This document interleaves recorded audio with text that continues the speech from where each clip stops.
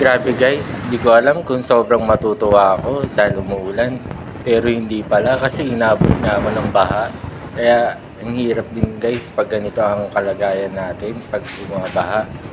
Ayun guys, so tingnan nyo, sobrang taas ng baha. Halos hindi makadaloy yung mga sasakyan dahil nga bakit tumirik yung mga sasakyan nila.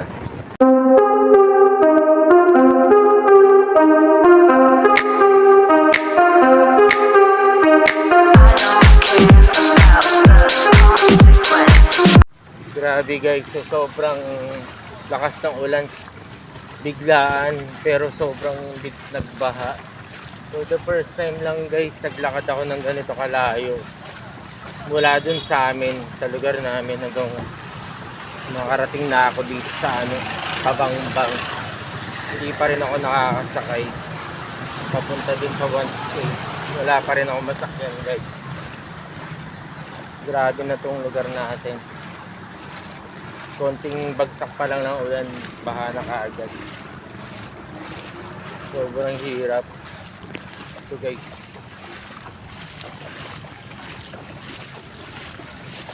Hanggang ngayon wala pa rin jeep na dumadaan para makasakay na ako. Ngayon ko lang naranasan to, sobrang hirap. Grabe. Halos buong hanggang dulo yata baha na eh. Wala ka talagang maano na hindi baha guys eh. Grabe guys, for the first time yata makakarating ako ng 168 mall dun sa misis ko. Nilakad ko lang dahil dito sa baha na to walang pataklan.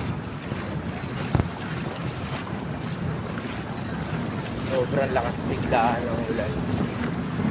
So hanap tayo ng madadaanan na wala masyadong baha dito ako dadaan. Sa medyo mataas na lugar. Yan, walang baha dito guys oh. Kaya medyo iwas tayo. Makakarating na rin ako ng 168. Taas na dito guys. Nice dito kasi talaga dun sa Abad Santos mababa talaga yung kalsada dun. Kaya pag nag-ulan ng malakas sobrang bilis lang siya magbaha.